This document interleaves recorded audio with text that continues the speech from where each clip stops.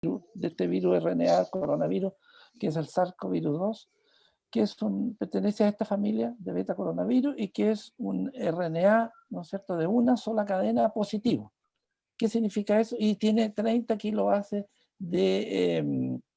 digamos, de longitud, que aquí son 29.674. Y en el fondo es una sola cadena de esta RNA que tiene acá. No tiene dos, como se ve aquí en este dibujo que puse, se ve una sola cadena. Es una sola cadena y positivo, ¿por qué? Porque parte de la cadena 5, parte del 5' y termina en el 3'. Estos virus que parten del 5' son como un RNA mensajero que directamente pueden transcribir su información hacia una hacia proteína o hacia proteínas, ¿sí? Directamente transcribirla. Los RNA negativos parten del 3, de acá, del 3, ¿te fijas? Del 3 al 5, y para poder transcribir tienen que hacer un paso a formarse el 5', y cuando se pasan a 5', ahí recién transcriben. Este es un virus entonces que directamente, con un RNA mensajero, que directamente transcribe su información que lleva en los genes directamente a través de un RNA que viene a ser un RNA mensajero. En el fondo está constituido estos genes por tanto la de CAP, que es el sombrero, la cabeza, la parte de arriba, ¿no es cierto?, que son regiones que no se transducen, no tienen transducción, pero que protegen esto a la parte inicial, digamos, del genoma, y una cola, que también es del mismo tipo, que no son transcriptas, pero que, y dentro de esta va todo el material genético que lleva la información que requiere el virus para replicarse, para multiplicarse. Está dentro de esto. Y ahí vemos proteasa, tiene codificadas proteasas, como la NSP1, que son proteínas no estructurales, ¿no es cierto? 2 y 3. Tiene replicasa, la replicasa, que son en el fondo DNA, RNA polimerasa, para poder digamos, sintetizar su DNA correspondiente para duplicar su RNA.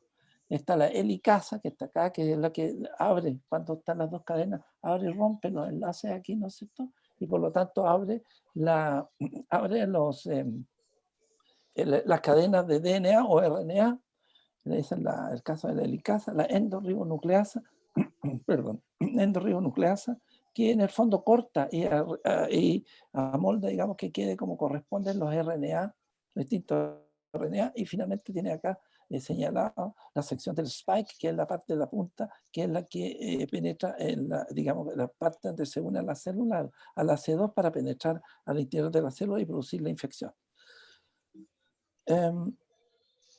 Bien, bueno, primero vamos a decir que el caso de la vacuna, a ver, acá. Sí, la fase de la vacuna, son varias fases para desarrollar una vacuna o cualquier medicamento o droga, para llegar a que sea aprobado por un organismo.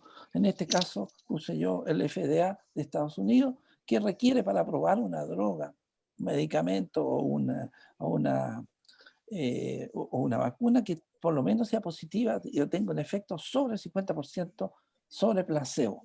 Y tenemos las distintas fases. La fase 1, que es donde se parte probando el producto, si produce o no el efecto deseado, con un número reducido de participantes. En segundo, si esto funciona, se logra determinar que anda bien todo, se pasa a la fase 2, que ya más o menos incorpora alrededor de 1000 participantes, y si también anda bien en cuanto a efectos laterales, se logra establecer las dosis adecuadas en esta fase, pasada a la fase 3, que ya se empieza a administrar a población mucho mayor, que va por lo menos a 3.000, pero pasando los 30 o 40.000 pacientes o personas. Y si esto todo funciona y da resultados, si se confirma su seguridad y la efectividad, se manda entonces, busca la aprobación de las instituciones correspondientes en los distintos países para que sea aprobado para su uso. Y como digo, en el caso de la FDA, debe estar sobre el 50% ser efectivo el tratamiento o la vacuna cuando se prueba sobre placebo. ¿Cuáles son los tipos de vacunas que se conocen? En realidad hay 3 generaciones de vacunas. La primera generación de vacunas es la que usa vacunas con organismos vivos pero atenuados. Entonces eso puede ser bacterias o virus, ¿no es cierto?, que están debilitados o atenuados para que produzcan una enfermedad en el huésped leve, obviamente, y generen de esta manera la inmunidad que se requieren. Enseguida tenemos las vacunas que se dan con los microorganismos inactivados. Estos microorganismos inactivados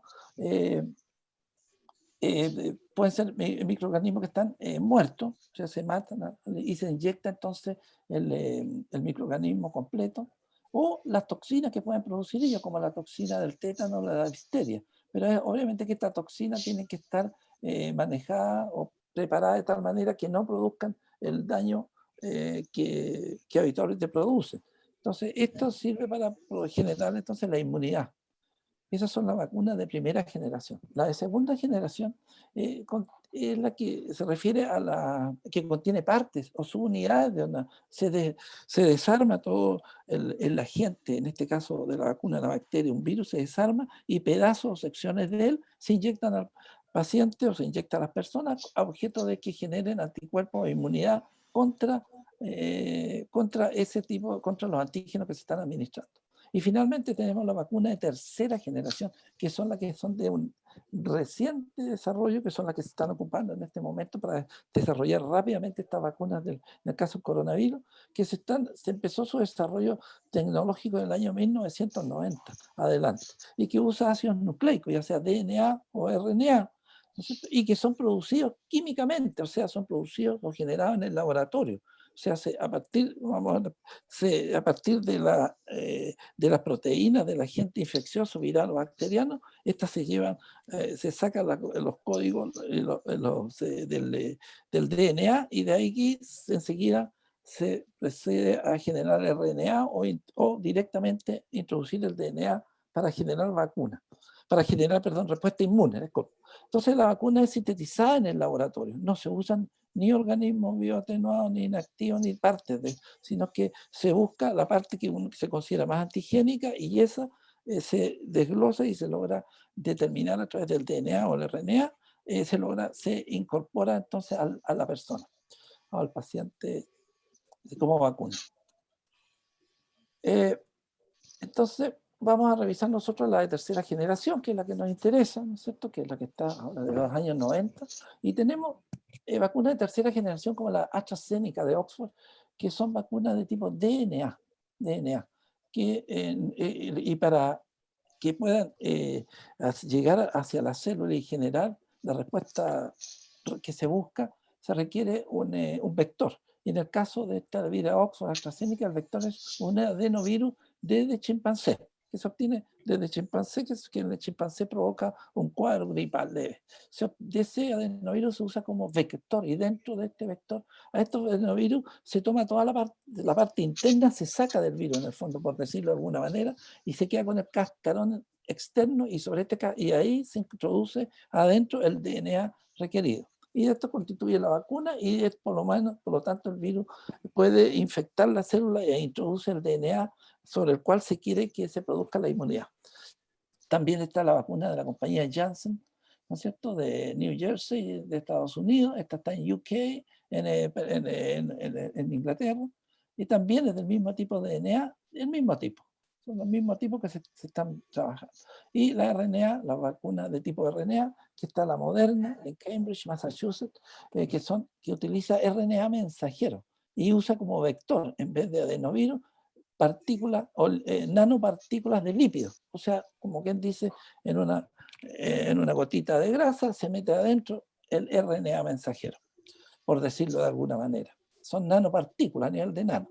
Pfizer, que es la otra en Nueva York y que también trabaja en conjunto con laboratorios de Alemania, que es una compañía alemana por lo que se ve que tiene obviamente que trabaja también en Estados Unidos. Bueno, también es una vacuna RNA y usa también nanopartículas lipídicas, al igual que la del Moderna. Y son estas las que están en este momento esperando su aprobación para ser utilizadas masivamente. También, de todas maneras, se están haciendo vacunas de segunda generación. Vacunas de segunda generación, que sería esta, ¿no es cierto? Que partículas o subunidades del virus, que son estas las compañías, ¿no es cierto?, que están, Sanofi y Novavax, que están haciendo vacunas ya más tradicionales, por decirlo así. el, ef- el- la fase, estaba en la Pfizer, fue la que anunció que estaba en la fase 3, ¿no es cierto? De la, ella está lista en el fondo y eh, esperando que sea aprobada por la FDA en Estados Unidos, porque mostró una eficacia sobre el 90% a los 7 días después de haber administrado las 2 dosis, porque se usan 2 dosis de vacuna, separadas 14 días o 3 semanas o 21 días. Y de acuerdo a esto, entonces ya la compañía está esperando que sea aprobada. El ensayo, fíjate, fue hecho en 44.000 voluntarios, 39.000 de los cuales recibieron la dosis completa. Y el comité el que está monitorizando los efectos laterales, efectos adversos que pudiera tener la vacuna, determinaron y vieron que no presentaba efectos adversos serios o importantes. Aquí está el trabajo donde sale publicado, ahora en noviembre del 9 de 2020. Sale publicado esto que estoy diciendo acá. Bien, ¿cómo se hace entonces esta vacuna de tercera generación? Primero se toma entonces, se emplea DNA o RNA que se produce o se sintetiza en el laboratorio y codifica entonces antígenos específicos del patógeno, bacteria, virus, en fin, lo que se quiera inmunizar. El material genético se entrega a la célula a través de vectores. Vectores puede ser el adenovirus, como vimos, o las nanopartículas lipídicas, o pueden usar también lentivirus, este otro tipo de virus, o plasmidio. El vector, enseguida entonces los vectores que se usan o las nanopartículas se administran por inyección, ¿no es cierto? Vía subcutánea o intramuscular. En el caso del COVID, por ejemplo, tan intramuscular, la de tercera generación, o también se puede administrar por nasal spray, ¿no es cierto? Ahora, los vectores estos vectores son entonces captados o introducidos, captados por la célula, penetran a la célula y durante el metabolismo normal de la célula, en el caso de la RNA mensajero específicamente, empieza directamente en el retículo endoplámico rugoso a producir la proteína que va codificada en la célula. Ahora, una vez que este RNA mensajero cumple su función, es degradado de inmediato. Decae inmediatamente una vez que ya ha expresado esta proteína por enzimas que existen normalmente en la célula. Normalmente la célula, entonces, una vez que expresa el RNA mensajero, de ahí lo degrada para que no siga aumentando la producción de proteína en cantidad excesiva. Lo mismo ocurre acá, pero muchas de estas vacunas pueden llevar, incluso las que están haciendo ahora, pueden llevar una enzima que además, una vez que se exprese también, se active y logre de esta manera eliminar el RNA mensajero que se administró. Bueno, y de esta manera la proteína sintetizada, que es una proteína extraña, entonces es reconocida por los sensores de la célula y empieza a generar, como vamos a ver posteriormente, la respuesta inmune, ya sea humoral y celular. Bueno, hablando de las nanopartículas, esta es la nanopartícula, en el fondo, la nanopartícula se refiere a la manipulación de la materia a nivel atómico o a escala molecular, que más o menos el nanómetro es 10 elevado a menos 9 metros, que es 1 billón del metro, y las nanopartículas van de una dimensión de 1 a 100 nanómetros, ya desde el agua, por ejemplo, tal, que tendríamos 3 átomos, 2H2, glucosa hasta algo de anticuerpo, digamos. Toda esta sería la nanopartícula. Esos son el tamaño de las nanopartículas que se usan, en este caso lipídica, para producir, para llevar el RNA o DNA hacia el interior de la célula. Estos serían las nanopartículas cuyo tamaño dijimos que va entre 1 y 100 nanómetros, que puede ir como un liposoma. Esto es una doble capa lipídica y acá al interior lleva el material que quiere, o incluso drogas para tratamiento, para algún tipo de tratamiento, cáncer, en fin, como vamos a pasar brevemente luego. Estos son los liposomas. Tienen 30 nanómetros, desde 30 a algunos micrómetros. Estas son las capas Villay. Y estas son las otras nanopartículas, los dos son nanopartículas, pero esta es la nanopartícula lipídica que tiene esta forma micelar, que aquí va el material genético dentro de este contenido lipídico, y así de esta manera se entrega a la célula para que penetra la célula para generar la inmunidad requerida. Aquí yo puse varios, que yo creo que no vale la pena entrar en mucho más detalle, de varias otras nanopartículas que se usan en aplicaciones biomédicas. Yo puse aquí, porque me gusta un poquito más, los puntos cuánticos, que en el fondo estos puntos cuánticos que tengo acá, estos se pueden usar, o se puede usar para radiografía, por ejemplo, en imagenología o en otro tipo de examen, digamos. ¿Por qué? Porque en el fondo, dependiendo del tamaño, como ven aquí, se le administra una luz, digamos, un rayo láser, por lo tanto entregamos fotones con cierta energía, ¿no es cierto? Este fotón con cierta energía hace saltar al electrón, hace un quantum leap, un salto cuántico hacia otra orbital que es menos, que tiene menos energía. Perdón, más energía, disculpa, más energía. Capta la energía que viene como fotón acá y la hace saltar y excita el átomo, ¿no es cierto? En este caso el átomo, y posteriormente, una vez que deja de actuar esto, este estado de excitación vuelve hacia atrás y libera, con una longitud de onda un poco menor, emite fotones que pueden ser medidos o evaluados, emitiendo entonces distintos colores de luz que pueden ser evaluados en el laboratorio. Bueno, ese es el Quantum Dot, que es otra aplicación, pero esto no tiene mucho que ver en este momento con la vacuna. Solo porque me gusta un poquito el tema ese. Bueno, en la tercera, ¿qué pasa con estas vacunas DNA-RNA? En el caso de la vacuna DNA, ustedes ven acá, están usando como vector un plasmido que lleva un DNA. Este es un plasmido que se encuentra dentro de una célula bacteriana, ¿no es cierto? Y este plasmido es un DNA de doble hélice. Y aquí se puede insertar el gen que se quiere introducir a la célula. Entonces, este gen que va acá, ¿no es cierto? Se le incorpora a un liposoma, y este liposoma es lipídico, por lo tanto fácilmente se funde después en la célula, en la membrana celular, y al fundirse forma este endosoma que se abre, se rompe dentro del citoplasma celular y libera, por lo tanto, el DNA.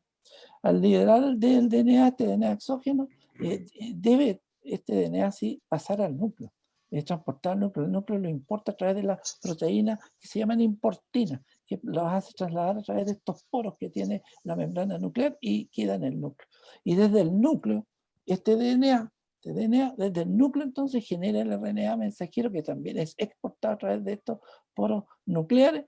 Este RNA al retículo endoplásmico genera entonces la proteína que va a ser el antígeno sobre el cual se va a producir la reacción inmune. En el caso de la RNA mensajero, es lo mismo, tenemos el RNA mensajero, pero aquí el vector que se usa se coloca directamente dentro de un liposoma o una nanopartícula, como decimos, lipídica, y ocurre lo mismo, se fusiona, pero este no necesita entrar al núcleo como el DNA, sino que como es positivo además, el RNA es directamente un RNA mensajero que va directamente entonces al retículo endoplásmico y sintetiza el antígeno. Una vez que este RNA mensajero ha cumplido su función, es degradado por mecanismos enzimáticos intracitoplasmáticos, y también, si es que en la vacuna se puede agregar acá información para que sintetice proteínas que van a ayudar a degradar el RNA que ha entrado a la célula. El problema de la vacuna DNA exógena que puse acá yo es que generalmente no lo incorpora al DNA del huésped, pero si llega a incorporarlo, que puede ocurrir, y de hecho no sé si hay casos publicados, pero puede incorporar este DNA exógeno que va con esta información al genoma del huésped, y esto puede causar mutagénesis, que ustedes saben, el cáncer se origina por mutaciones que puede originar, bueno, no solo un cáncer, un proceso un poco más grave, puede generar algún tipo de enfermedad autoinmune o enfermedad, digamos, derivada de esta mutagénesis que puede provocar el DNA. Ese es el riesgo de la vacuna de DNA. Por eso, para mi gusto, desde el punto de vista tecnológico, la vacuna de RNA es la que se está utilizando, y de hecho es la que la está buscando su aprobación en Estados Unidos y en Inglaterra, que tienen la Oxford, que es el de DNA, es de esta, están empezando a vacunar, que salió en las noticias, hoy día salió en las noticias, están empezando a vacunar ya a la gente en general, está aprobada y ya están vacunando con el RNA mensajero, con esta, porque sería la que evitaría producir un proceso tóxico, un proceso más grave a nivel de DNA. Como estas son vacunas recientes, esto es la primera vez que se está usando en forma masiva este tipo de vacuna con esta DNA, con esta RNA, con esta tecnología. ¿Sí? Toda esta tecnología. Pero la vacuna de DNA, volviendo a la vacuna de DNA de la Universidad de Oxford, ¿no es cierto? Utiliza entonces un adenovirus. Este adenovirus viene del chimpancé, ¿no es cierto?, que produce resfrío común. ¿Qué hacen? Este es el virus, el adenovirus, le sacan todo el interior que tiene, ¿no es cierto?, el virus para que no infecte, digamos, con el genoma del virus, y no lo infecte, pero en vez de este DNA ponen el DNA entonces que se fabricó en el laboratorio para que infecte la célula y por lo tanto genere la proteína, genere entonces la proteína, el antígeno correspondiente acá. Ahora, ¿qué efectos laterales encontraron en las vacunas en la fase 2? Fueron efectos secundarios, o sea, efectos laterales moderados a severos. Fiebre, headache, ¿cómo se llama? Dolores de cabeza, dolores musculares, dolor o reacciones en el sitio de la lesión. En el fondo, produce un síndrome febril, con mialgia, fiebre, decaimiento. Y además del proceso local de donde se inyecta. Ahora, pero estos efectos laterales pasan una vez que pasan, son de corta duración, 1 o 2 días.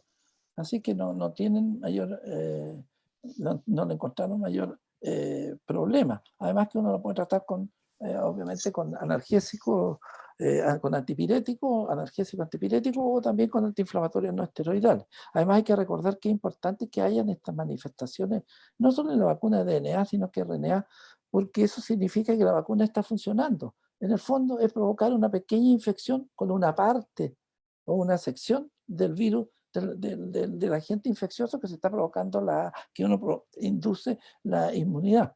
Entonces, que provoque reacciones debe producirlo porque está indicando que está funcionando. La desventaja de la vacuna de DNA, bueno, la describen esta obviamente como una respuesta que es limitada obviamente y específica a la proteína que fue codificada, no va a producir otra proteína. Así que si esa proteína, si el virus cambia, se produce muta y cambia la proteína, se modifica la proteína, los anticuerpos no van a servir. El riesgo, lo que hablaba del riesgo del DNA exógeno que se incorpore a la célula huésped, que puede generar alguna enfermedad nueva o cáncer o algún tipo de patología en el paciente en la que la recibe. Y la otra posibilidad también es que pueda inducir anticuerpos anti-DNA, o sea, una enfermedad autoinmune, ¿no es cierto? Anticuerpos antinucleares, anti-DNA. O la posibilidad de que genere también una tolerancia inmune al antígeno producido, como viene del núcleo y del DNA, la célula lo tome como propio y no se genere una reacción inmune. Entonces esas serían las desventajas de la vacuna de DNA. La vacuna RNA,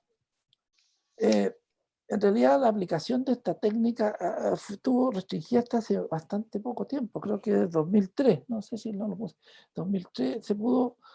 ¿Por qué había problemas en usar en vez del DNA, usar el RNA mensajero?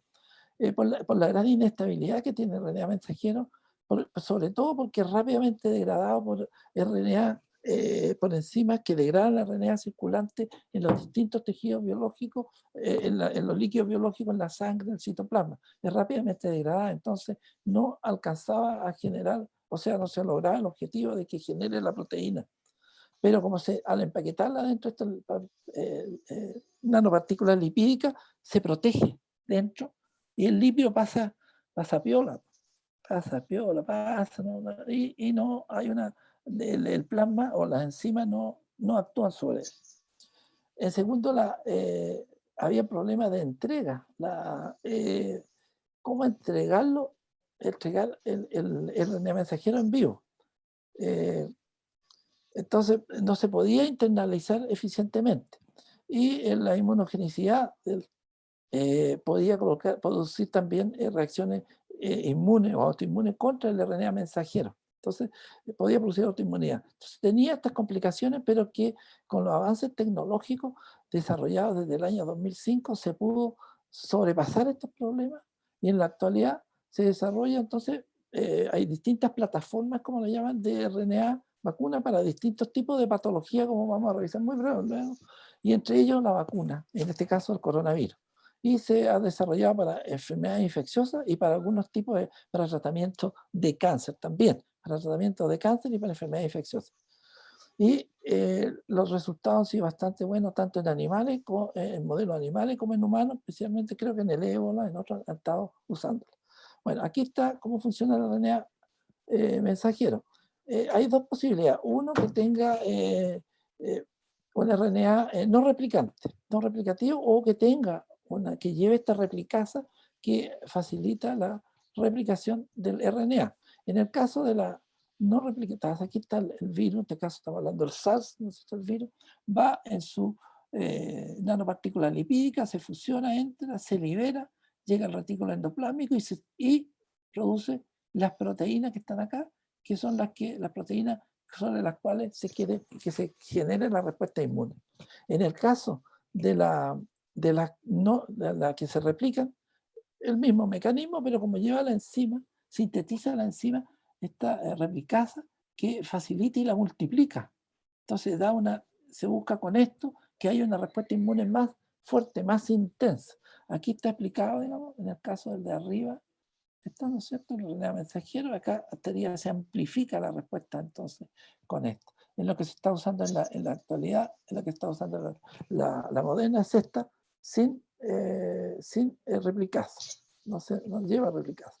Ahora, estas proteínas que se encuentran, que son inducidas y que son extrañas, si están en una célula, por ejemplo, en un macrófago, monocitos, macrófago o célula presentadora de antígenos, o en otras células, en endotelio, por ejemplo, que tiene mayor histocompatibilidad, que tiene complejo mayor de histocompatibilidad, lo expresa entonces en su superficie e induce respuesta inmune. O puede quedar anclada en la superficie de la membrana celular o ser secretada y circular en sangre. Entonces, estos mecanismos facilitan el reconocimiento por el sistema inmune y generan la respuesta inmune que se busca contra la proteína y en el fondo contra el agente infeccioso que se quiere atacar. ¿Cuáles son los beneficios de la vacuna RNA mensajero? Las mayores ventajas son la RNA porque se pueden producir en el laboratorio, ¿no es cierto? A partir digamos, de lo que uno quiere, o sea, uno la produce para la proteína que uno busca y quiere hacerla. Y la fabrica, digamos, la hace químicamente, hace reacciones químicas para que se genere el RNA mensajero que se busca. Es mucho menos cara y se puede hacer mucho más rápido, por eso se ha podido hacer rápido que la convencional, que hay que aislar virus, hay que sacar partes, hay que esperar que haya reacción, buscar la célula, en fin, cultivarlo en huevo, el virus. Hay una serie entonces de técnicas que demoran sus años, varios años en la producción de la vacuna. En cambio, está rápidamente, como se sintetiza en el laboratorio, uno hace lo que quiere rápidamente el tipo de reacción que está buscando. La seguridad dice, no hay riesgos potenciales de infección, porque en el fondo ¿qué infección va a tener si estás dando una parte del virus, del RNA nada más, del RNA mensajero, no estás dando un virus entero? Tampoco en el caso del RNA no hay el riesgo de que se inserte al DNA, como ocurre con las vacunas DNA. La degradación, como decía, es rápidamente degradada por los mismos procesos normales celulares de degradación del RNA mensajero y se puede incluso administrar o que lleve información para generar también una RNA, una enzima que degrade la RNA, la RNA que también que ayuda a la degradación, a los procesos normales de degradación. Esto también lo pueden regular, se puede regular la inmunogenicidad que puede provocar contra el RNA que se colocó, contra el RNA de la enfermedad autoinmune. Se puede regular de tal manera que haya una menor respuesta inmune contra la RNA mensajero. Eso también, para asegurar que no haya una respuesta RNA, eso también lo pueden incorporar al genoma que se está administrando en la nanopartícula lipídica. La eficacia. Bueno, la tecnología todo se hace mucho más estable con estas nanopartículas y fácilmente o altamente que se puede trasladar hacia la proteína sobre la cual hay que crear la inmunidad. Con esta técnica hay una eficiente entrega in vivo a las células. Rápidamente la célula la puede captar, ¿no?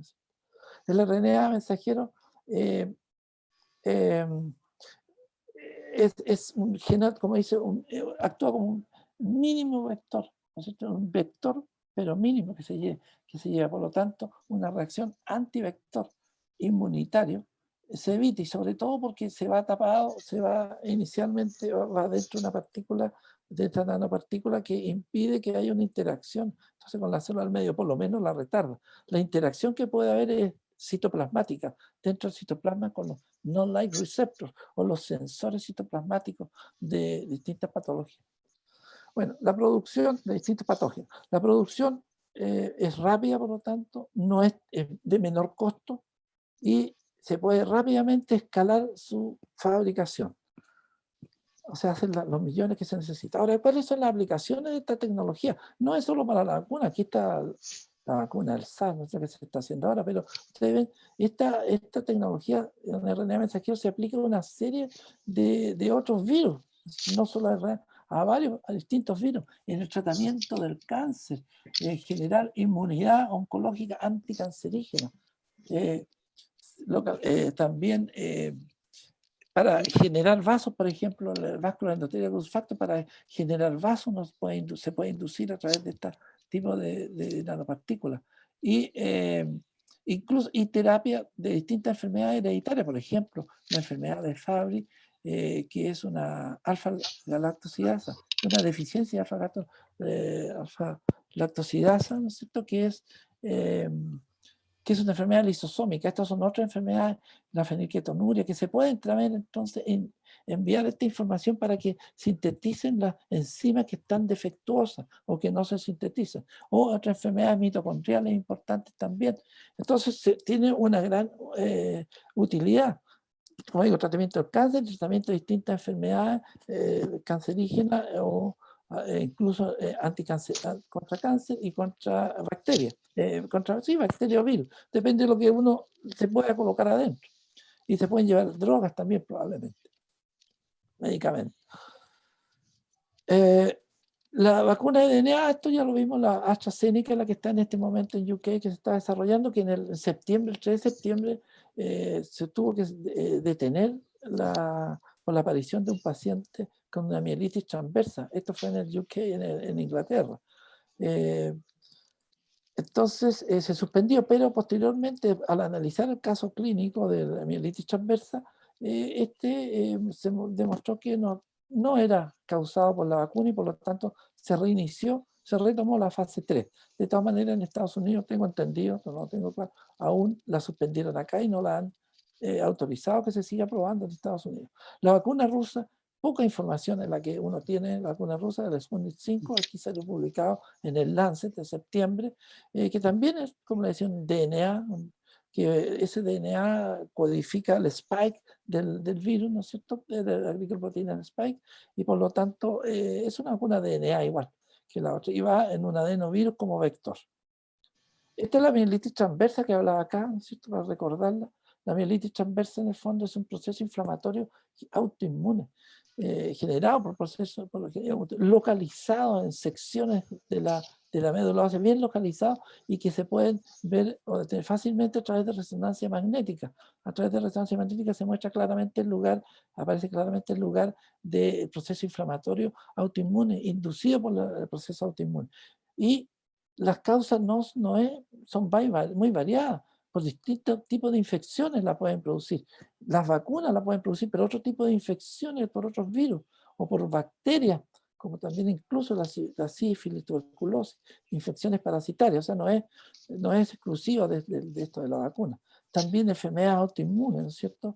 Bueno, que hablamos de o pueden ser enfermedades generadas por la vacunación, o a través de un síndrome paraneoplásico o una también secundario a una vasculitis o trombosis puede producir este proceso inflamatorio localizado. Bueno, esto es lo que encontraron en este paciente y que posteriormente se vio que no tenía nada que ver con la vacuna, aunque la vacuna puede producir, o cualquier vacuna, perdón, puede producir este efecto neurotóxico.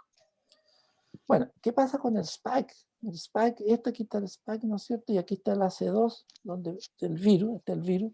Y este spike está, es el S, ¿no es cierto? Que estas subunidades, que todo está que se une entonces al AC2. Pero esto se divide, se busca el S2, este S2, que esta parte de acá, que es importante porque esta parte, los dos todo es importante, porque este es donde se une y esto es lo que media la fusión a la membrana celular de acá. Entonces se une y de ahí la parte que viene atrás, que es esta, es la que media la fusión con la membrana celular y por lo tanto la penetración del virus al interior de la célula. Bueno, yo creo que esto lo vamos a ver después. Entonces, ¿y cuál es lo que se está haciendo? ¿Qué es lo que hace la Moderna, por ejemplo? Y también la Pfizer. Obviamente, esto que está con azul de este color significa que esto tiene alta mutagenicidad, muta muy fácil el spike, pero las que son estas proteínas son proteínas, glicoproteínas. Estas glicoproteínas que están acá y que sirven para mediar la fusión con la membrana celular, sufren mucho menos, prácticamente, muy pocas, prácticamente no sufren mutaciones. Por lo tanto, ¿a dónde tienen que ir dirigidos los anticuerpos? Contra esta parte, la S2. Por lo tanto, la RNA del Moderna va dirigido a esta parte del spike, ¿no es cierto? Que es la parte que tiene menos mutagenicidad, menos mutagenia. Contra la punta del spike no serviría mucho porque muta muy fácilmente. Ahora, ¿cuál es el mecanismo de acción de los antibióticos neutralizantes que se debería producir la vacuna? Primero, esto obviamente se tiene que unir al spike. ¿Y dónde se van a unir? En esta sección, como decíamos, ¿no es cierto? Y por lo tanto impiden la unión o la fusión. Y la unión, efectivamente la unión a la membrana celular, impiden la penetración del virus. Ese es un tipo de agente de anticuerpos neutralizantes. El otro tipo de anticuerpo neutralizante es el que bloquea los cambios conformacionales que ocurren en el spike. Porque acá para entrar esto se une el apunte, pero de ahí esto se cambia la forma para pegarse, digamos, para pegarse acá en la membrana. Entonces, este otro tipo que se genera junto con el otro anticuerpo neutralizante, produce un bloqueo del cambio conformacional. Entonces se potencian estos dos tipos de anticuerpos y por lo tanto impiden la penetración del virus a la célula, bloquean la infección viral. Sin embargo, hay que tomar en cuenta que si estas proteínas mutan, el anticuerpo que se produjeron contra esta zona, contra la zona de C2 del spike, ¿no es cierto? Esto puede hacer que el anticuerpo, en vez de ser un anticuerpo neutralizante, sea un anticuerpo facilitador, que unido, ¿no es cierto? Como está acá, que unido, se una, pero en vez de evitar que el virus, digamos, penetre, facilita a través del receptor FC de las células FC, el receptor FC, se une y funciona y permite y facilita la infección del virus. Entonces, esto puede ocurrir generalmente cuando hay anticuerpos contra regiones que mutan muy fácilmente. Entonces, el anticuerpo se vuelve un anticuerpo facilitador de la infección. Se denomina ADE, AID, Antibody Dependent Enhancement. ¿Qué es lo que ha desarrollado la Moderna, ¿no es cierto? Que es bastante rápido. Lo primero se hizo, obviamente, buscar toda la secuencia de aminoácidos de esta parte, ¿no es cierto? La secuencia de aminoácidos que se buscó acá. Y una vez que se buscó, se encontró la secuencia de aminoácidos en el día 1, entre 2 a 4, al cuarto día ya empezaron a transferirlo, digamos, hacia los codones del código genético y se desarrollaron el DNA. Y este DNA posteriormente entonces lo transfirieron a RNA mensajero y este RNA mensajero entonces lo envolvieron en nanopartículas lipídicas. Y todo esto rápidamente, entonces, más o menos a los 40, 42 días ya estaba listo para hacer las pruebas en la vacuna, rápidamente, a diferencia de las vacunas tradicionales. Y comienza a participar ya entre 1,5 meses, 2 meses ya a probarlo en pacientes. Y posteriormente entonces se va a la fase 2 y se va a toda la fase hasta la que tenemos en la actualidad. Entonces, bastante rápido.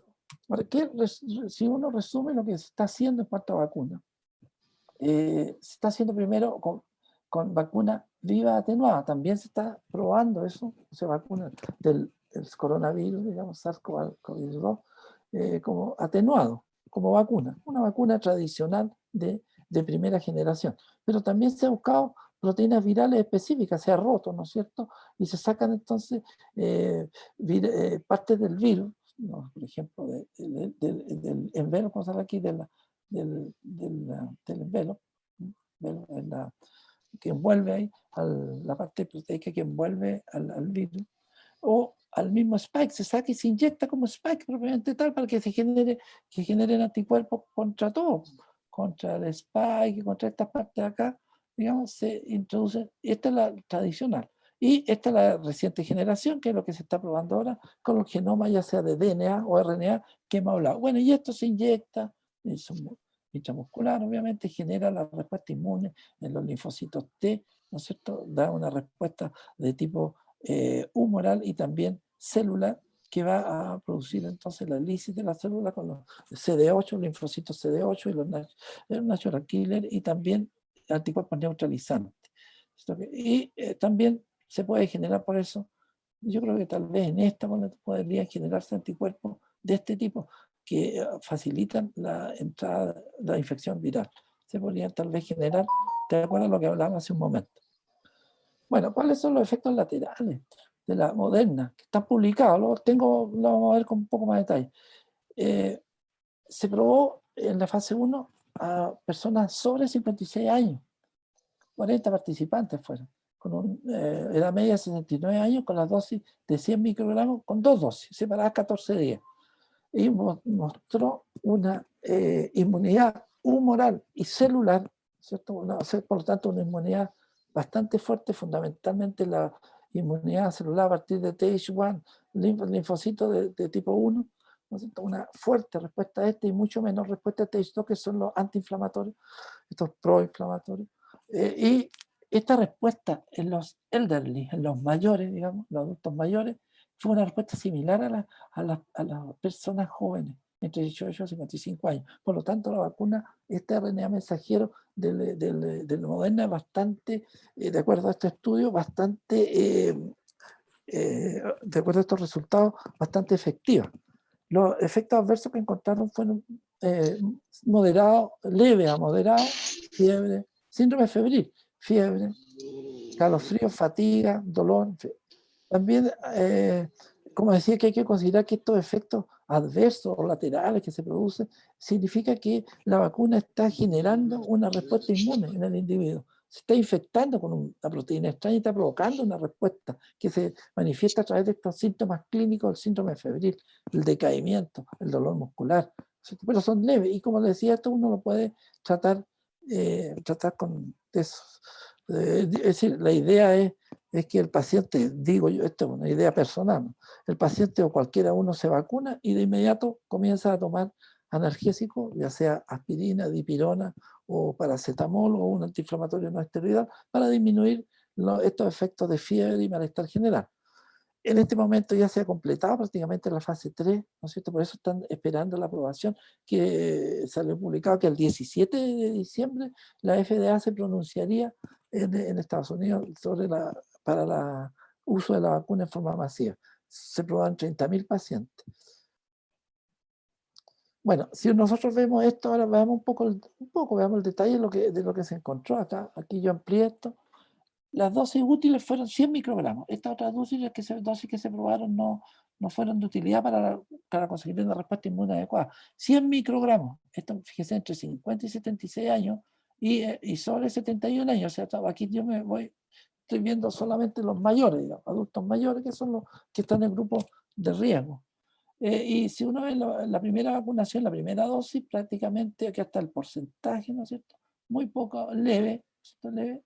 Y en la segunda dosis, un poco más moderado, hace ver algunos pacientes, algún porcentaje de pacientes, un 20% tal vez dentro de ese lote.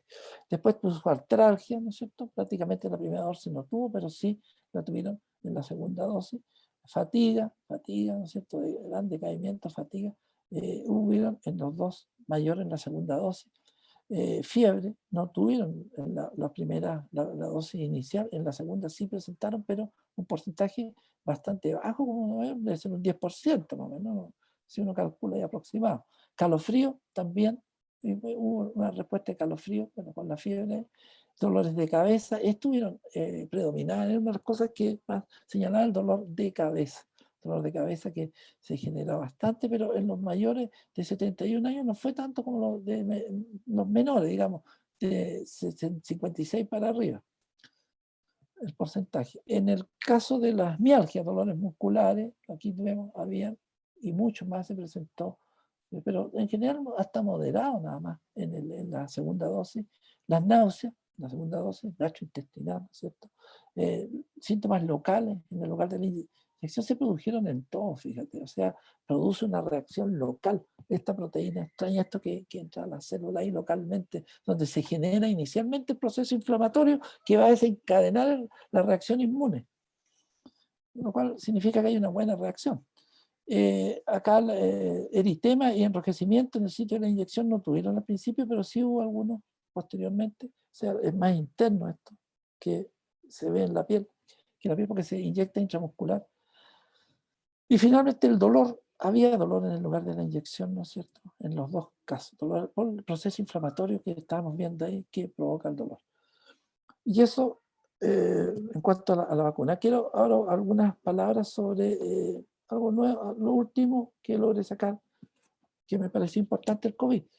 Primero, esto fue se publicaba en el Lancet en agosto, ¿no es cierto?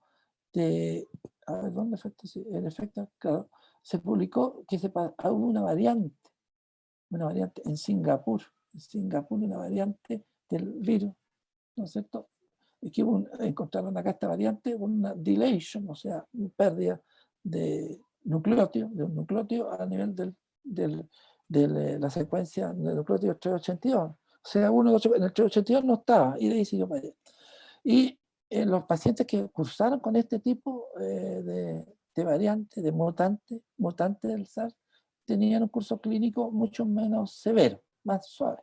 De 29 pacientes encontraron que estaban infectados con esta variante, 92 pacientes infectados con el original, digamos, y 10 infectados con los dos.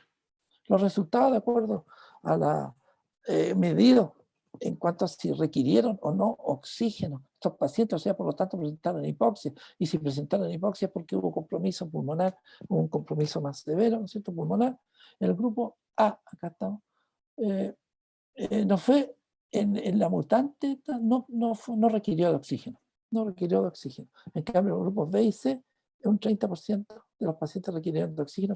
O sea, en el fondo hicieron una enfermedad más grave lo que tenían el típico del wild type, el normal, y el mutante más leve. Entonces, sobre el 90% que se infectaron con la variante no requirieron de oxígeno, y con esto en resumen, resumieron los autores. Estoy copiando aquí lo que está publicado acá.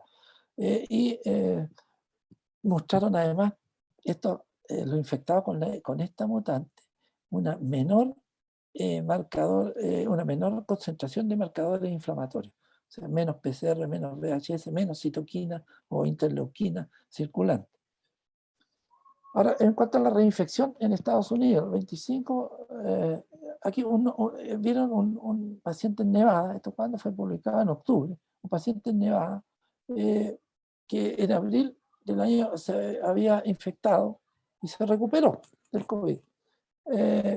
Después los controles posteriores fueron negativos, pero en junio, o sea, esto fue en abril, mayo, junio, 2 meses después, fue positivo nuevamente para el SARS, pero requirió de oxígeno, ya no fue leve como acá, sino que aquí ya se requirió oxígeno porque fue más grave, más severo. Y se estudiaron los virus y los virus mostraron diferencias. No especifican más claro, mostraron diferencias. El virus el que infectó por segunda vez. Entonces, la conclusión que sacaron comentarios es que hay reinfección, se produce en esta reinfección en virus mutagénicos. O sea, bueno, obvio, si el virus muta, no va a funcionar lo que ya el organismo conoce y puede reinfectar. Por lo tanto, los pacientes que tienen el COVID-19, que lo han tenido, deben mantener con las mismas precauciones para evitar una reinfección por una mutante. Aquí, visto yo, lo encontré de virus aislado aquí en Chile. Fíjate que lo encontré esto en esta revista, en el Journal of American Virology, en marzo, fíjate, se publicó este año. No lo había encontrado antes. En marzo encontraron estas cepas que están aquí señaladas, ¿no es cierto?, de virus con las distintas posiciones de nucleótidos, ¿no es cierto?, que han sufrido cambios de base nitrogenada. O sea, se producen mutaciones puntuales o point mutation, ¿no es cierto? Mutaciones puntuales. Cambió la citosina por timina, citosina-timina, guanina por timina, en fin, depende. Y entonces esto se ocurría, por ejemplo, en dominios transmembranas, o sea, afectaba a la helicasa también, a la exonucleasa, en fin, a diferentes proteínas, a diferentes claro, códigos genéticos que codificaban distintas proteínas importantes para el virus. Aquí hay otros, aquí habían 4, este más estos 2, que fue más o menos lo mismo, cambios de base nitrogenada. Y la sustitución del aminoácido fue silenciosa, en este caso silenciosa. O sea, no había cambio en cuanto a la parte clínica, se comportaba de la misma manera, fue silenciosa la mutación. En la anterior lo mismo, prácticamente toda silenciosa, pero en este encontraron esta mutación, esta que aparentemente no fue tan silenciosa, ¿cierto? No dice qué cosa. Entonces, como ustedes ven, hay mutaciones, entonces que se están produciendo aquí en Chile, entonces hay mutantes, y esto se vio en marzo, así que a esta fecha tienen que haber muchos más. No tengo otro acceso a otras publicaciones, por lo menos no he buscado, o mejor dicho, no he encontrado otros. Es difícil encontrar información de Chile. Lo que no reviso yo es la revista médica de Chile, así que no sé si ahí habrá publicaciones, pero no tengo idea, porque la verdad que no reviso la revista médica de Chile. Bueno, Healing Loss. Este paciente de 45 años, hospitalizado, ¿no es cierto?, en la UCI, o sea, tuvo por lo tanto una enfermedad severa o crítica por el COVID. Después que fue dado de alta, presentó en el lado izquierdo, ¿no es cierto?, pérdida de la audición. Se le trató con esteroides orales por 7 días, corticoides. El paciente alguna mejoría experimentó. Entonces se le dio un tratamiento adicional con un corticoide metilprednisolona intratimpánico, ¿no es cierto? Pero que no hubo ninguna recuperación del audiograma, o sea, quedó con la sordera. Entonces, ¿cuál sería el mecanismo? Bueno, lo que se sabe, es decir, receptores AC2 se encuentran en el epitelio del oído medio, expresan el AC2 del oído medio, por lo tanto, si el virus logra llegar acá, ya sea por vía sanguínea, sería en este caso, por acá, no sé si por vía sanguínea, ¿no es cierto? Y infecta entonces, infecta. Claro, y tiene que haber llegado por vía sanguínea porque si ustedes ven estuvo en la UCI en forma severa y está en la UCI porque es severo crítico. Entonces, llegó acá, infectó, destruyó el epitelio y por lo tanto no se consiguió la mejoría en el oído del lado izquierdo.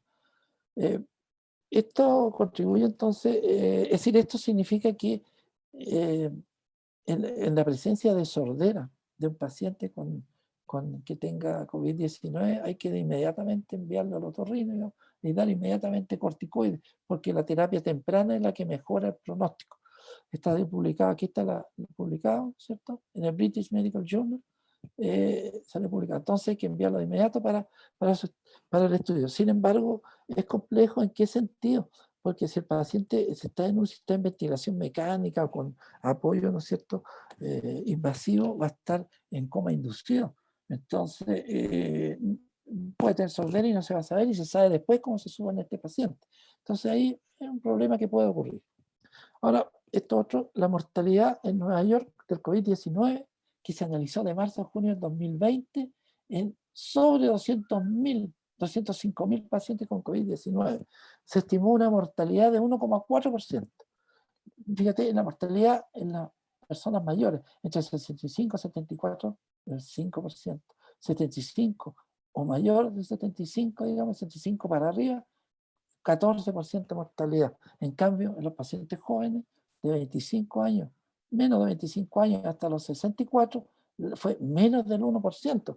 O sea, aquí claramente en estos pacientes con esta cepa del virus en Nueva York mostró una predilección a eliminar a los compadres de mayor edad. Así que por favor escóndanse ustedes. Anda buscando. Bueno, aquí está la publicación. Ahora yo busqué en Chile también la mortalidad por 100.000 habitantes de acuerdo a las cifras que da que se dan diariamente para el caso del COVID y en caso del cáncer y la influenza por el Ministerio de Salud. Y en el caso del anual mínimo, en el caso del cáncer, 99 a 118 por 100.000 habitantes de mortalidad. La influenza 187 por 100.000 habitantes en el año pasado, 2019. Y el COVID, según mis cálculos, me calculé yo, por estar equivocado, póngame el 80%, 79% por 100.000 habitantes. O sea, en realidad el problema no es de mortalidad.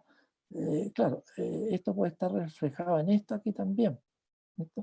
¿Cierto? La mortalidad no es grande con el COVID, menos que la influenza, de acuerdo a esto que calculé yo, que pueden haber errores. El problema no es de la mortalidad, el problema es de la gran infectibilidad que infecta mucho el virus y produce entonces colapso de los sistemas hospitalarios.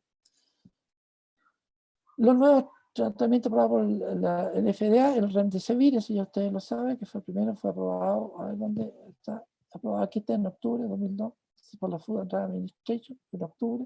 El plasma de convalecientes se probó que no tiene beneficio.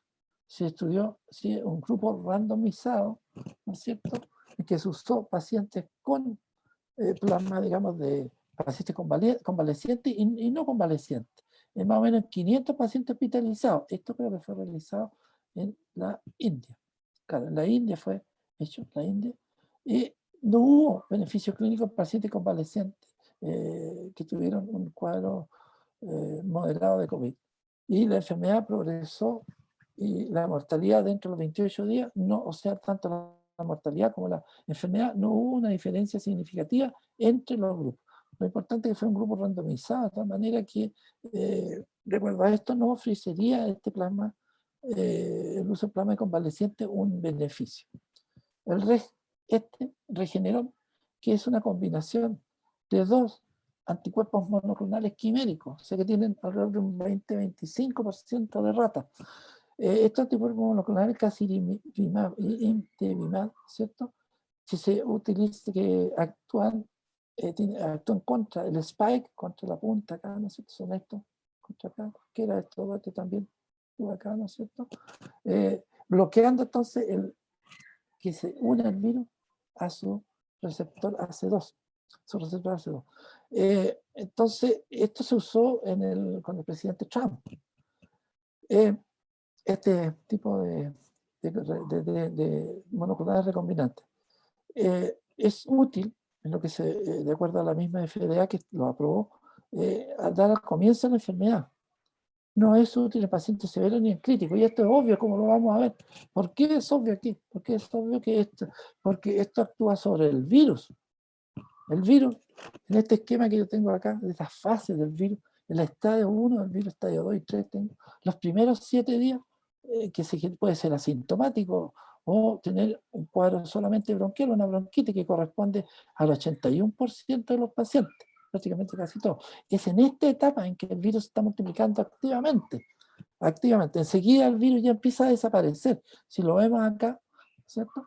Este es el virus que empieza a los 7 días, va a lograr su máximo pico, pero de ahí empieza a bajar, la cantidad de virus ya no se sigue multiplicando y además ya empieza a recuperarse el sistema inmune innato primero y posteriormente empieza el adaptativo o específico. Entonces el virus empieza, ya aquí en esta etapa ya empieza a decaer y cuando ya llega a la etapa pulmonar, que es el 14% de los pacientes que llega a la etapa severa, pulmonar, con una neumonitis o neumonía, ya aquí esta etapa el virus no está.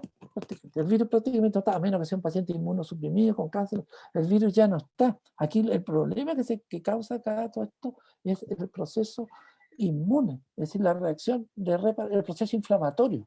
El proceso inflamatorio que es causado por el daño que dejó en los distintos tejidos la reproducción viral. Rompe, no lo puse aquí yo, pero la anatomopatología está claramente viendo cómo destruye tejidos que han destruido y se produce entonces un proceso inflamatorio de tipo reparativo, pero que es localizado en el pulmón, en este 14%, pero cuando este virus se ha diseminado a través de la viremia inicialmente y ha colonizado y se ha multiplicado en otros órganos, como por ejemplo el corazón, en el cerebro, ¿cierto? En fin, en el riñón, va a generar entonces que esto corresponde al 5% de los pacientes, va a dejar unas lesiones tan importantes, un proceso inflamatorio sistémico que uno lo puede englobar en el síndrome de respuesta inflamatoria sistémica, que se llama también la tormenta de citoquina, y que es secundario al daño tisular que dejó la reproducción viral. Y los pacientes de esta etapa son la etapa severa de la enfermedad, etapa severa, y esta es la etapa crítica de la enfermedad, y que requiere de una asistencia o soporte mecánico, ya sea de ventilación o de una membrana extracorpórea de oxigenación o un soporte circulatorio con aparatos mecánicos intracardíacos, por ejemplo, diálisis. Y estos pacientes corresponden al 5% del total, y de este 5%, el 36% fallece. O sea, la mayoría está falleciendo acá. Entonces, si uno usa estos anticuerpos antivirales que van contra el virus, ¿cierto? Si uno usa el Remdesivir o usa este convaleciente, ¿dónde hay que usarlo? Acá, pues, o sea, en los primeros síntomas. O sea, el paciente en el fondo, si entró en contacto con un paciente, con alguien enfermo con SARS, o tiene los primeros síntomas, se le va a tomar la muestra, pero la muestra de PCR va a demorar, va a demorar 48, 36 horas, entonces la ideal es partir de inmediato antes. Estoy hablando aquí en forma teórica. Antes partes de inmediato con tratamiento y bueno, si sale negativo se lo suspende. Pero es muy difícil, por ejemplo, darle a un paciente que está empezando con un cuadro bronquial nada más, darle anticuerpos monoclonales, pues endovenosos, que tienen cierto también, o sea, o dar plasma de convaleciente. Esto sí se puede usar. La Remdesivir, por ejemplo, se puede usar profilácticamente y aunque esto se usa en pacientes endovenosos. Sí, se puede usar por vía oral, se puede usar por vía oral, que es un análogo a la aspirina, y uno puede bloquear las etapas iniciales de multiplicación del virus, ¿cierto? Porque ese sería el objeto y andaría bien. Aquí en Chile tenemos el Ivermectin. Este no está aprobado por la FDA, está en estudio, están haciéndose varias evaluaciones. Ya tiene el nombre comercial de Caonol, que son tabletas de 3 miligramos, que es extraído de Streptomyces vermitidis, como sale ahí, ¿no es cierto? Tiene una vida media de 18 horas. ¿Y qué es lo que uno hace? Que yo he tratado a algunos pacientes que me han consultado y que está la sospecha alta, se han ido, le han hecho el test, el examen del PCR inmediato, ¿no es cierto? Y lo han mandado para la casa con antiinflamatorio, ¿no es cierto? Con naproxeno, ¿no es cierto? En fin. Y ahí a esperar. Entonces me han consultado y parte tomando ivermectina al tiro, porque claro, en 48, 24 horas sale el resultado. Entonces en algunos han dado positivo y en otros dado negativo, entonces suspenderlo. Total hay que darlo por 5 días, no más allá de 5 días. Estos medicamentos más allá de 5 días no tienen mayor utilidad tampoco, desde el punto de vista farmacológico y de terapia. De tal manera que si uno lo ve esto, lo puede ver a este nivel, es decir, es el nivel inicial. No sacamos nada de darle remdesivir acá o anticuerpos monoclonales, ya sea o cualquiera de estos, no nos sirve porque el virus ya no está, a menos que haya un paciente, como digo, con patología agregada, diabético, inmunodeprimido, por enfermedad autoinmune, con drogas, que esté tomando autoinmune, o que esté con terapia de cáncer, en fin, ahí tal vez ahí se ha visto que el virus se mantiene hasta por 6 meses, han encontrado en algunos trabajos, hasta 6 meses, la presencia del virus en pacientes inmunodeprimidos. Entonces, porque no lo puede, el sistema inmune se tiene adormecido, sobre todo en pacientes que están usando rituximab. Creo que la rituximab. Bueno, Ahora, en cuanto al, ya con esto voy terminando, el tosi, yo te estoy aburriéndolo mucho, se usó también tocilizumab, o este es un anticuerpo monoclonal humanizado, o sea, tiene un 5, menos un 5% de rata, que es un anti-interleuquina 6 para la tormenta de citoquina, pero se hicieron ensayos randomizados que no apoyaron el uso rutinario del tocilizumab. Aquí están los trabajos que vieron que no servía de nada, digamos, darlo en el paciente. Estamos hablando de estos pacientes críticos. ¿Sí? Nada, ahora yo vi esto, ustedes ven en la revista chilena de infectología en el 2003, en el estudio de sepsis se vio que se utilizaba aquí en Chile, publicada en la revista chilena de infectología, se usaron corticoides y varios bloqueadores, digamos, de citoquina proinflamatorias, y ninguno en el fondo fueron de beneficio. Lo único que beneficiaron fueron los corticoides a bajas dosis, estamos hablando de cuadros severos en UCI de sepsis, y también la proteína C activada recombinante, que es en el fondo para bloquear la coagulación intravascular generada por el proceso, por el síndrome de respuesta inflamatoria sistémico y la activación sistémica del endotelio vascular. Entonces, y lo único que servía fue esto. Y esto ya en el 2003, por lo tanto no es novedad que este no sirva, digamos, porque no, ya está probado, digamos, varios trabajos que no da, y aquí lo confirmaron todos estos trabajos que están acá. Bueno, en el caso del COVID-19 se usa dexametasona sí en pacientes críticos, porque en realidad al usar la dexametasona han encontrado que la dosis de 6 miligramos por día, por 10 días, han encontrado que ha disminuido la mortalidad. Estos son pacientes con ventilación, o sea, estamos hablando, perdón, de estos pacientes críticos, Entonces, anda bien ahí. En pacientes no críticos no tiene utilidad la dexametasona. O sea, la única parte donde uno usa la dexametasona a esas dosis es acá en el paciente crítico. Bueno, y eso sería todo lo que tenía programado. En realidad, preguntas, si es que se las puedo contestar, digamos. Como digo, nadie se las sabe ni el más pintado. Doctor, una consulta. Sí, dime, sí, hola. Doctor, buenas tardes. Marco Hola, Antonio buenas. Aguirre, yo soy médico pediatra de Arica. En primer lugar, permítame, doctor Egon Reginaldo, felicitarlo por su brillante exposición. Muchas gracias. Muy interesante, a mí me instruyó muchísimo. Yo soy médico pediatra broncopulmonar. Quisiera preguntarle, desde el punto de vista del manejo nuestro, trabajamos bastante con la parte de inmunizaciones, con la especialidad de pediatría. Usted mencionaba la vacuna Pfizer, que es una vacuna tercera generación, Sí, fundamentalmente en base a ácido nucleico. claro, es RNA mensajero. Correcto. Y RNA mensajero. el problema que tiene esa vacuna en particular es que para poderla mantener tiene que tener permanentemente bajo 70 grados Celsius. Ah, sí. Ahora, esa situación del punto de vista de un país como el nuestro, que es tan extendido, no es fácil conseguirla. Yo entiendo que casi esas condiciones se dan desde el punto de vista laboratorio.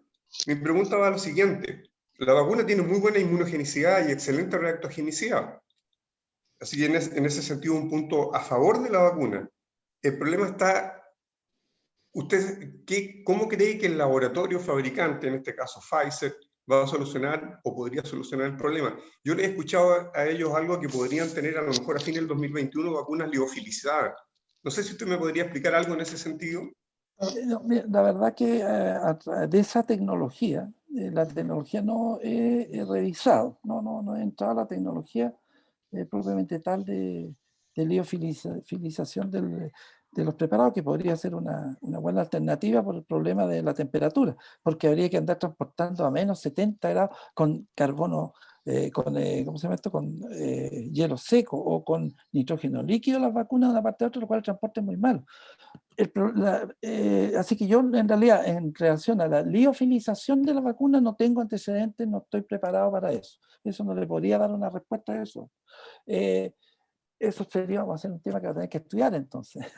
En cambio, en la vacuna, fíjate, de Moderna, la vacuna puede almacenarse a la temperatura, creo que entre 8 grados y menos 2 grados, o sea, en el fondo la temperatura de un refrigerador cualquiera, de tal manera que desde ese punto de vista en la manipulación, el transporte sobre todo. Claro, y posterior manipulación de la vacuna de Moderna, aparentemente, de acuerdo a esto, es mucho mejor que o sea, se puede transportar mucho mejor que la vacuna ¿cómo se llama? La vacuna de Pfizer, que requiere temperaturas bastante menores. Claro que ahí obviarían el problema liofilizándolo. Quizás sí ahí demoraría más en la entrega. Y ahora se está en la lucha de entregar lo cuanto antes, porque para liofilizar requeriría otro procedimiento. Ahora se trata de entregarlo cuanto antes. Así que yo, en cuanto a la liofilización, no tengo una respuesta, pero yo confío y creo que la RNA mensajero de la Moderna, para mi gusto, ofrece mejores, es decir, es mucho mejor por el transporte porque se puede mantener a temperatura que habitualmente se tiene en las vacunas. Doctor, otra pregunta. En relación a la plasmoterapia o plasma de convalecientes particularmente, sí, sí. lo que usted plantea es lo que clásicamente se señala, o sea que en realidad no ha sido tan efectivo como se esperaba, pero tiene una base histórica de más de 100 años el uso de plasma de convalecientes en enfermedades infecciosas cuando las condiciones tecnológicas eran de mucho menor calidad de desarrollo de lo que eran actuales. Y yo creo que ahí hay un punto que es bien importante. Bueno, usted algo lo mencionó. El momento en el cual se indica el plasma convaleciente. Y por segundo lugar, habría que medir la cantidad de anticuerpos neutralizantes que tiene ese plasma, porque no todos los convalecientes producen el mismo grado de anticuerpos, Claro. por eso de repente se producen recaídas en los pacientes digamos, o reinfecciones. Yo creo que eso es importante y los trabajos en general que mencionan, los que yo he leído, mencionan como que no sirvió, digamos, el plasma de convaleciente, pero habría que ver en esos trabajos cuál es la cantidad, si se midieron la cantidad de anticuerpos neutralizantes o no se midieron. No, en realidad los que yo revisé no sale medido que si son o no neutralizantes. Y en eso tiene razón, en eso sería mucho mejor el plasma con los anticuerpos monoclonales. Anticuerpos monoclonales quiméricos, que son los que tienen que se puso al presidente Trump y que están disponibles. El costo debe ser muy alto porque esos son específicos. En realidad lo sacaron de muestras de pacientes convalecientes. Incluso ellos dicen justo que eran neutralizantes, como dice usted, doctor, eran neutralizantes y además lo sacaron de animales del laboratorio, digamos, de ratas también, extrajeron de ahí. Y de ahí fueron haciendo la mezcla y fueron haciendo entonces la ingeniería genética para producir este conjunto de estos dos, esta combinación de estos dos anticuerpos monoclonales quiméricos. Y de esa manera, entonces, aparentemente tendría en este momento, aparentemente mayor efecto, mejor efecto, y ya está aprobado también por la FDA, en principio, ese tipo de terapia. Pero tiene que ser al principio, porque ya se demostró que después ya no sirve por el daño que produce. En realidad uno revisando todo ve el daño que deja este virus en los distintos tejidos, cerebro, corazón, desde el punto de vista anatomopatológico en las autopsias que se han ido realizando, y a nivel vascular y endotelial. Claro, lo que pasa es que la localización de los ECA2, de los receptores de la angiotensina 2, digamos, Sí, están ubicados en todo el organismo, o sea, cerebro, claro, corazón, tanto vaso, hígado, riñones, sí. vasos arteriales, etc. Entonces, en realidad, la respuesta es múltiple. Es múltiple. Doctor, no le quito más tiempo, solamente indicarle que yo estudié en la Universidad de Concepción, de la cual me siento muy orgulloso. Felicitaciones de la universidad. Mi profesor en fisiopatología, usted parece que trabaja ahí, fue el doctor Ennio Vivaldi. Ennio Vivaldi padre, digamos. De esa época soy yo, estaba en esa época el doctor Edgardo Enrique, que fue en algún momento rector de la universidad. Bueno, Mi felicitación y agradecimiento a todos los docentes de la Escuela de Medicina y de la Universidad de Concepción en general. Muchas gracias, doctor. Muchas gracias. No sé si hay otra pregunta que pudiera contestar. No sé si hay otra. Egon. Hola. ¿Sí? ¿Cómo estás? Hola, bien, yo me presento, soy Darío Ramírez, neurólogo, compañero. Sí, te conozco, de curso. No, pero para los demás. No, sí te digo, no. Oye, sí. Mi pregunta me dejó un poco metido esta historia de los pacientes que han tenido el COVID y que se hace una reinfección, ¿no? Obvio, son poquísimos y es una mutación. Es decir, la infección natural no da inmunidad al 100%. Por lo tanto, cabe esperar que tampoco la vacuna nos dé inmunidad al 100%. Bueno, está probado eso, ¿no? Es un 95% de eficacia nomás. Pero a lo que iba es al corolario que tú mencionaste después, ¿no? Si usted ha tenido una enfermedad, tiene que seguir cuidándose porque se puede reinfectar. Y esto es lo mismo, entonces. Es el mensaje que va a haber que transmitir. Es que si usted ha sido vacunado con la mejor de las vacunas, va a tener que seguir cuidándose igual. ¿Sí? Espera, ya, sí, perdón. Oye, sí, mira, es bastante interesante. Hay que cuidarte. Pero, ¿por qué se produce la reinfección? Sí, por la mutación del virus. Pero lo que pasa es que la vacuna está hecha químicamente, digamos, está hecha para la zona, si tú te acuerdas, no sé si para la zona del spike que tiene, prácticamente no tiene mutaciones.